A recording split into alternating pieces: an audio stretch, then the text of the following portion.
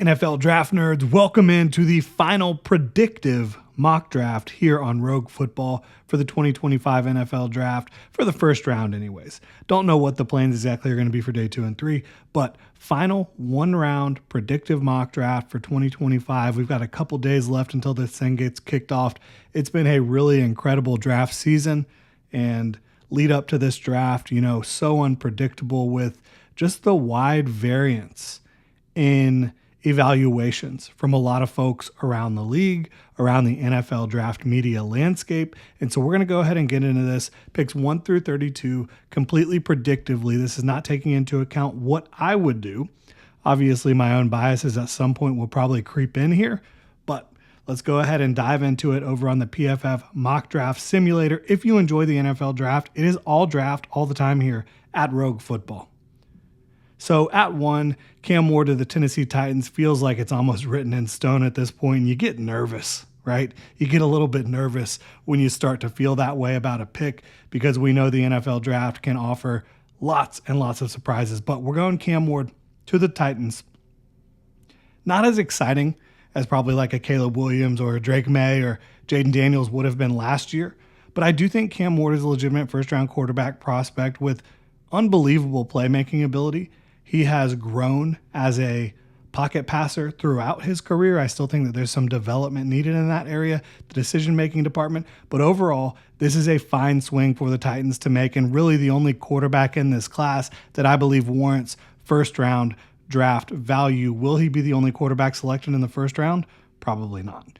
At 2, the Browns, even though they have quarterback needs in the worst way, they are going to go with the best player available in this class, whether he's playing wide receiver or cornerback, and that's Travis Hunter, who in my opinion is one of the rarest talents we have seen in years. Travis Hunter is a special football player, whether he's playing wide receiver, cornerback, or both. At 3, New York Giants, they are going to take, in my opinion, the third best player in the class, but the second best player available on the board. They're going to take Abdul Carter, who simply plays a more valuable position than Ashton Jeanty, who is the number 2 prospect in this class, in my opinion. Abdul Carter comes in at number 3 to the Giants, and he's just a player that whatever you have on your roster, you can't let that deter you from drafting a player of Abdul Carter's talent level. He simply is a very rare athlete at the edge position, and his ability to adapt and learn on the fly throughout the 2024 campaign for Penn State, I thought was incredible. Like, he was showing development with his pass rush plan, with his pass rush arsenal throughout the season. He has the ability to line up, 2-point stance right above the center and absolutely just terrorize the interior of the offensive line. Too much speed and power off the edge to pass up on Abdul Carter. At number 4, I have the New England Patriots taking Will Campbell. And Will Campbell is a player that I have pegged to the Patriots, I think, since like last summer. You drafted Drake May last year. Now you got to go get somebody to protect him in a big way. And they have multiple spots along the offensive line where he could fill in. I think he's going to be a really good offensive tackle. I think he could be an elite guard. Wherever you play him, I think you're getting a really good value overall for Will Campbell. He's not quite this high on my board. He's not. But, he's about 7. A couple guys I have ahead of him, Ashton Jeanty being one of them, Mason Graham being another. But Will Campbell, if you're trying to protect your quarterback, if you're trying to pave the way for your running backs, I think that's the way to go. So at 5, the Jaguars, they're in this position, and the team I cover, the team I root for, where everyone is saying, it's Ashton Jeanty or it's Tet McMillan, or for the longest time, Mason Graham was the chalky pick. Now you have Kelvin Banks sneaking into the situation. Some people talking about Armand Mambu. This is really the most interesting pick early in the draft, in my opinion. And the question is the buzz on Ashton Jeanty to the Jaguars, is it real or is it smoke? Are the Jaguars trying to drum up trade interest to potentially trade down with the Bears, who might have to jump the Raiders, who have a lot of interest? Maybe the Cowboys are still that team that wants Ashton Jeanty, who they were the team. It was kind of like Mason Graham to the Jaguars early on in the draft process. Everybody was mocking Ashton Jeanty to the Dallas Cowboys. Now, on this simulator, in this scenario, the teams that you would expect to be interested in trading up for potentially Ashton Jeanty are not looking to trade up here, right? I just don't think a team is going to trade up for a running back in 2025, in the year of our Lord 2025. And I know running backs are a lot more in vogue. I don't think a team's trading up for a running back. I don't. And I think the Jaguars are going to end up taking who is, in my opinion, the fourth best prospect in this class, the second best prospect on the board, Mason Graham. Simply put, upgrading the trenches is one of the best things you can do, and I think Mason Graham upgrades the trenches for the Jaguars in a big way. When you combine BPA and positional value, I think you get Mason Graham as the clear pick here. And I know defensive tackle is really deep. Guess what? So is running back. They're going Mason Graham with the 5th overall pick. At number 6, that gives the Las Vegas Raiders Ashton Jeanty, and they will quickly turn that card. And I think he's a magnificent football player. I cannot wait to see him on Sundays absolutely tearing up the NFL. And as much as you would like to see the story, Ashton Jeanty, born in Jacksonville, Florida, lived the first 7 years of his life in Jacksonville, Florida, going back to the Jaguars. I think he ends up in Las Vegas. New York Jets, I've thought about this one quite a lot.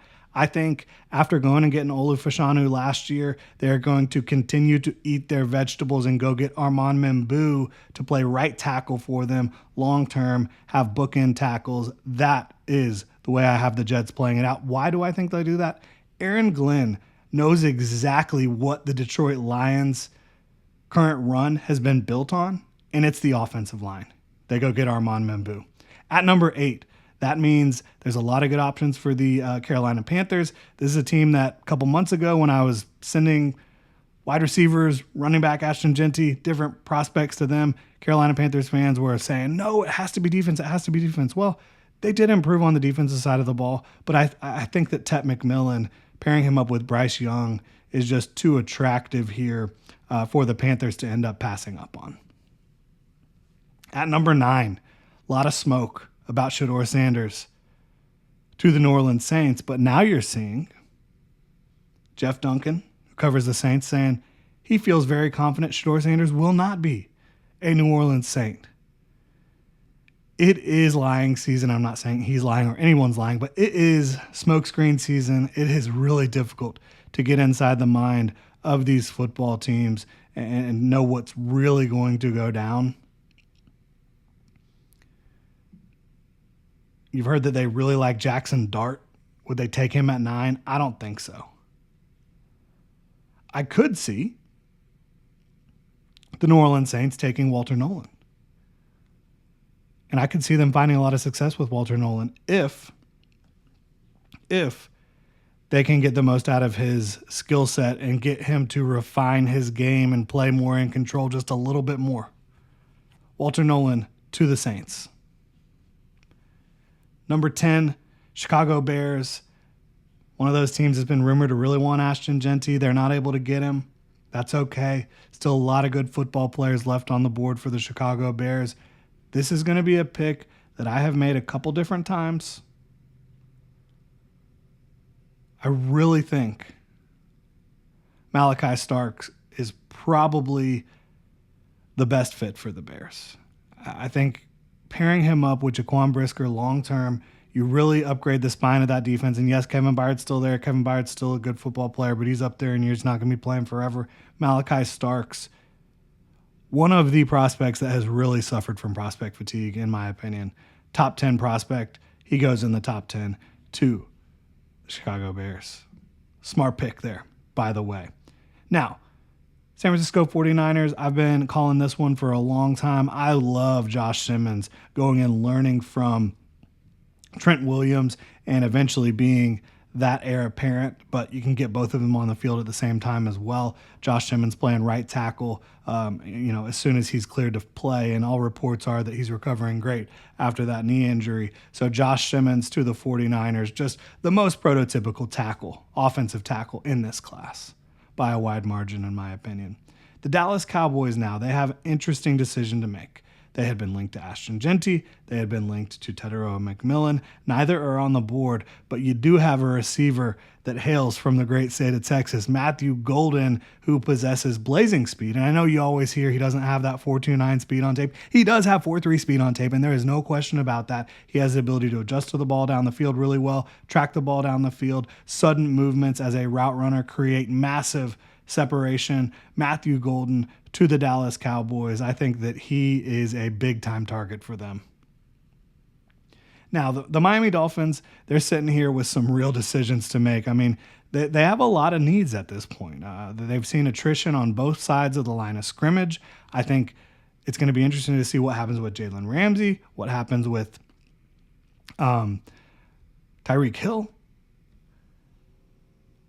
I think that Jahdae Barron makes sense for them as this defender who has versatility to play nickel, outside, maybe even some safety for them. I personally think Will Johnson, if you're drafting a corner, should be the pick here, but Jahdae Barron to the Miami Dolphins feels like a solid bet. Now, the Colts are commonly mocked to tight end, and you've got Tyler Warren and Colston Loveland both still on the board here. They finally did spend some money in free agency this year. They upgraded their secondary a good bit. I like Tyler Warren to the Colts a lot. I like Colston Loveland to the Colts a lot. You can only pick one. You can only pick one here. We're going to go Tyler Warren.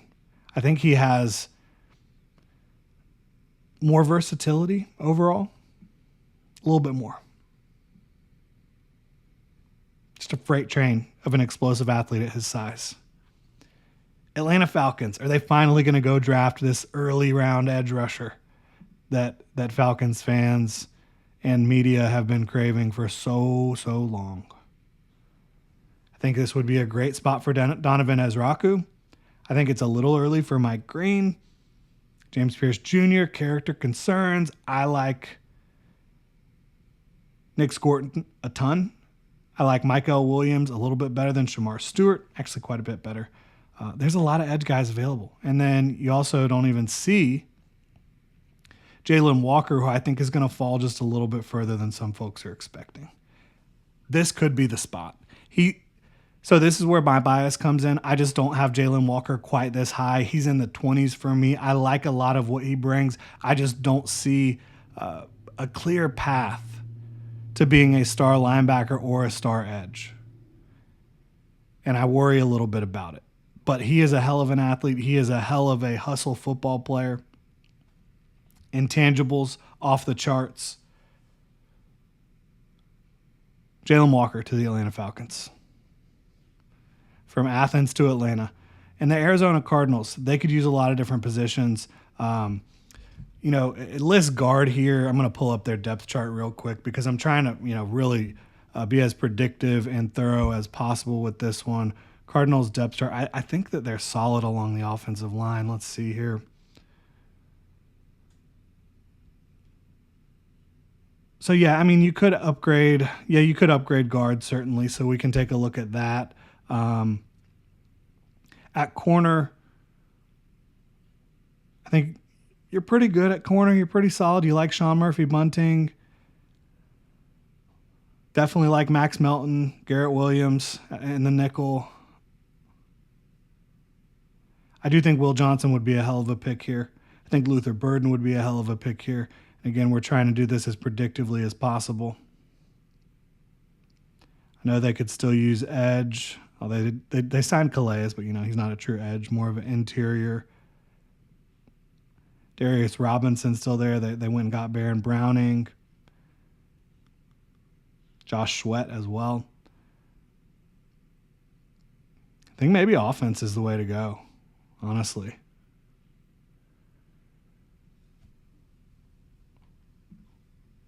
Could you pair up Emeka Ibuka with his old teammate, Could you go get Luther Burden to be that wide receiver 2? Let's go Emeka Egbuka. I like the fit a lot. I think that those guys complement each other extremely well. The Bengals are an interesting spot because they could use several different key guys here, I think. Another team I kind of want to pull up that depth chart real quick. Just so we can make sure we are on top of things. It's hard to remember for all 32 teams when you're doing this live. So, yeah, I look at guard, and yeah, PFF has that here as well. Interior defensive line, certainly they did go get Chris Jenkins last year in the draft. There's some guys. B.J. Hill's not a bad football player. You could certainly add someone to help out Trey Hendrickson, although I like Miles Murphy and Joseph Osai. I think they could take steps forward. You look at that safety spot. Could this be a Nick Imamwari spot?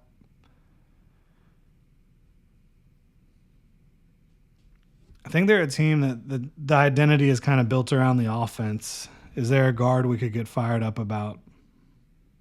Definitely Tyler Booker. Now, he's not like an outside zone type of guy, but you're running gap power. You're trying to protect Joe Burrow. He does that at an extremely high level. Donovan Jackson and Gray Zabel make sense as well. For me, out of all those guys, I think Gray Zabel offers probably the most balance and versatility in terms of scheme.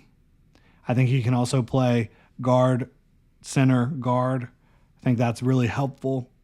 Gray Zabel, off the board. And he would have probably been a Seahawk had he not been off the board. Jihad Campbell is a player I could definitely see in a Mike McDonald defense there. It always lists edge. I don't really see edge. I think they've got a lot of quality edge guys. Donovan Jackson could make sense for them. I think so. Well, they went and got Kubiak, so I think they're going to run some outside zone. I don't know that Booker's a fit for that. Kelvin Banks could be. Yeah, I think Kelvin Banks, he's another one I'm a little bit lower on than most.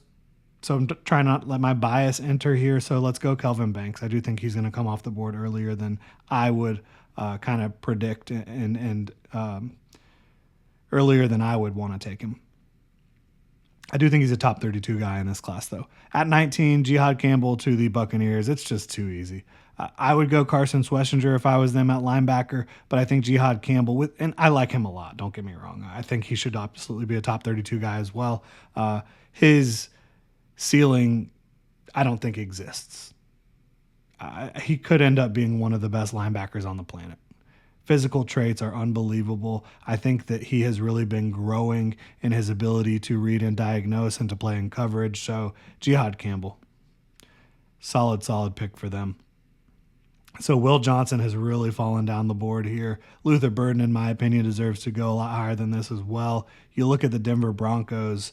Are they going to be that Omarion Hampton team? A lot of people have kind of talked about that. I personally think Sean Payton, Alvin Kamara, Travion Henderson. I love that. I absolutely love that. I think that he's going to end up sneaking into the first round. I think the Broncos could be that team just with his skill set as a versatile runner, speedy runner, can hit the home run, plays with more power than you'd expect for his size, great pass protector, great pass catcher. Now, I think that he could be the pick. Colston Loveland, I thought made a lot of sense until they signed Evan Ingram. I don't know if Evan Ingram stops you from drafting a Colston Loveland. You know, interior defensive line, though, there's so many guys on the board that I think you absolutely love. And I think the eat your vegetables kind of pick would be Derek Carman. Maybe that's exactly what they should do and what they will do. Pittsburgh Steelers. Aaron Rodgers? I don't know. Shedeur Sanders? Maybe. He's got to come off the board at some point, doesn't he? Shador Sanders to the Pittsburgh Steelers. Los Angeles Chargers. Colston Loveland, yes. Just all the yes. Fits with the Jim Harbaugh, Michigan to Los Angeles line. I think it helps out Justin Herbert a ton. I think that he offers a lot of verticality to the passing game. Pairing him up with Ladd McConkey, you have two bona fide pass catchers now. I like that a lot. And the Green Bay Packers, would they take a Will Johnson? I think they certainly should. That definitely depends on the Jair Alexander situation. I think you got to take Will Johnson if you're thinking about moving on from Jair.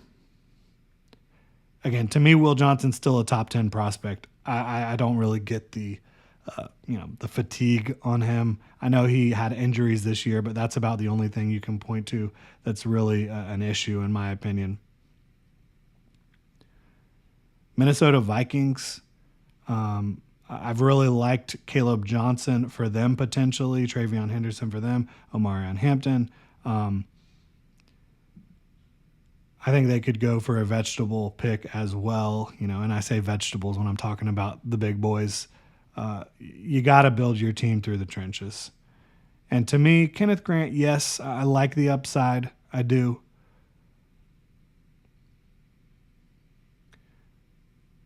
But to me, he's a nose tackle. You want guys that can come in, that can penetrate at a high level and also play the run. I think Tyleik Williams and Darius Alexander do that. TJ Sanders does that. I'm pulling up their depth chart. I want to try to get this one right for them.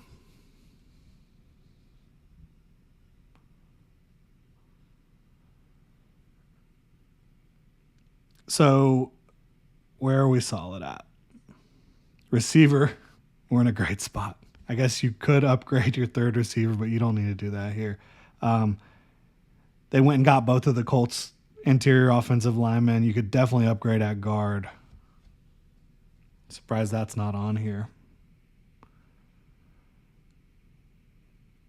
You could upgrade at left guard for sure. Defensive line, you got Hargrave and Jonathan Allen, two big upgrades there. Not necessarily long-term upgrades, but guys that are going to help you win right now. Good upgrade at safety long-term probably.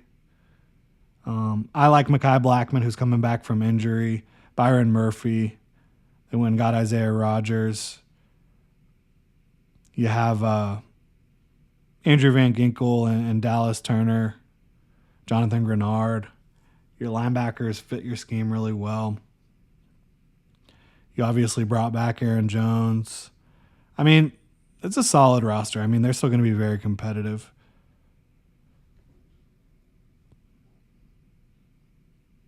I think you want to make sure that you're protecting your rookie quarterback, right?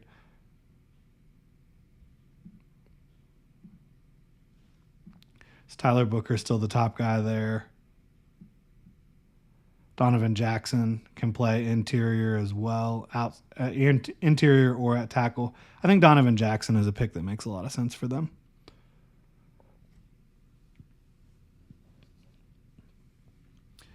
And then I think that the Texans will run more gap power moving forward, and Tyler Booker fits that to a T.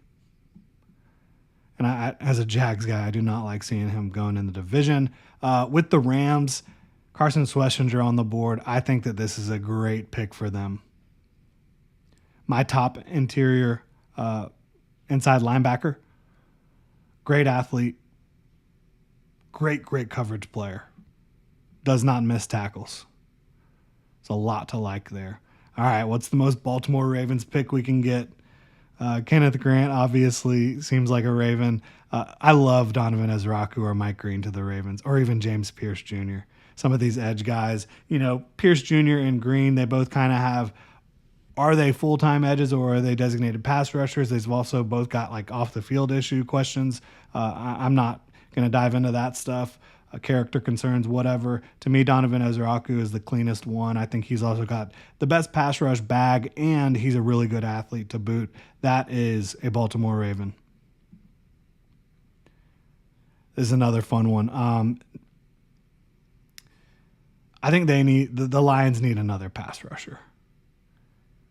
I don't really know that James Pierce Jr. and Mike Green kind of feel like that guy. You look at the interior of the defensive line. I think Darius Alexander has definitely got that grit that the Lions look for. Omar Norman Lott and Tyleik Williams, just very explosive players. TJ Sander, very explosive player.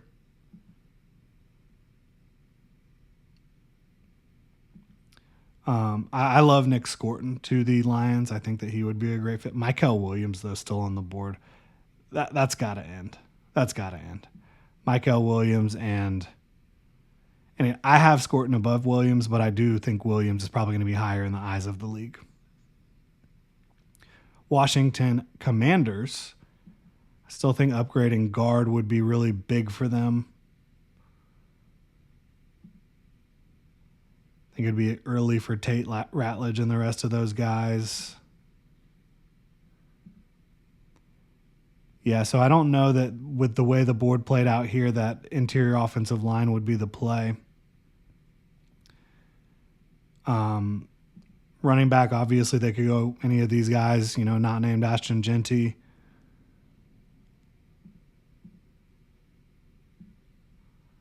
I think this is a good group of corners still on the board as well. I think they've got guys they can get by with when it comes to edge. I think you could use another big-time pass rusher, though. Luther Burden falling this far is absolutely ridiculous to me. But it just seems like the league's out for whatever reason. Him and Nick Scorton, I just don't get it.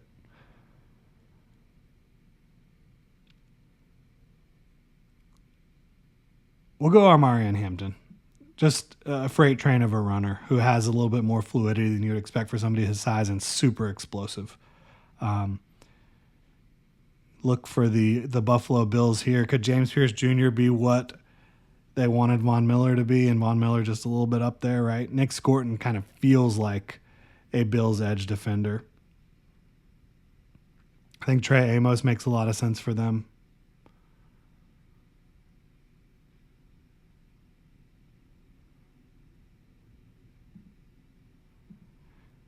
Could Nick Manwari be the pick? Potentially. I think Xavier Watts feels like a Bills player, but they might be able to get him in the second round. Let's go Trey Amos to pair up with our guy, Christian Benford. Kansas City Chiefs, they could definitely be the Kenneth Grant team. They could definitely be that team. But I think they need to take a tackle. Not because Jalen Moore's not it, but because he might not be it, and because you're going to want to get out from the Juwan Taylor contract after the 2025 season. Josh Connerly is just a great fit, in my opinion.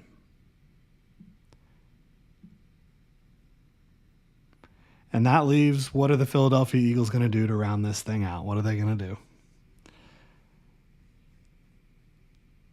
Luther Burden would be a hell of a pick.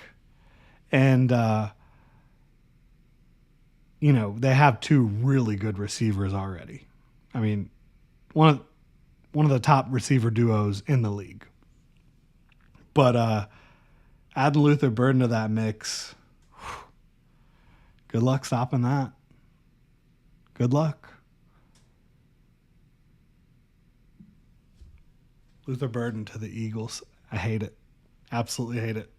That'll do it for this final predictive mock draft. This is one of the most unpredictable round ones that I can remember, honestly, for the NFL draft. And so we're going to recap this real quick. Cam Ward to the Titans, Travis Hunter to the Browns, New York Giants, Abdul Carter, Will Campbell to the Patriots, Mason Graham to the Jaguars, Ashton Genty to the Raiders, Armand Membu to the Jets, Tet McMillan to the Panthers, Walter Nolan to the Saints. Malachi Starks to the Bears. Josh Simmons to the 49ers. Matthew Golden to Dallas Cowboys. We get 2 Texas players in a row. Jahdae Barron to the Miami Dolphins. Tyler Warren to the Colts. Jalen Walker to the Falcons. And Emeka Ibuka to the Cardinals. Gray Zabel to the Bengals. Kelvin Banks to the Seattle Seahawks. Jihad Campbell to the Buccaneers. Derek Harmon to the Broncos. Shador Sanders to the Pittsburgh Steelers. Colston Loveland to LA, the Chargers. Will Johnson to the Green Bay Packers. Donovan Jackson to the Minnesota Vikings. Tyler Booker to the Texans. Carson Schlesinger to the Rams. Donovan Ezraku to the Ravens. Michael Williams to the Lions. Omarion Hampton to the Commanders. Trey Amos to Buffalo. Josh Connerly with the Chiefs. And Luther Burden to the Philadelphia Eagles. Let me know what y'all think in the comment section below. Have a good one.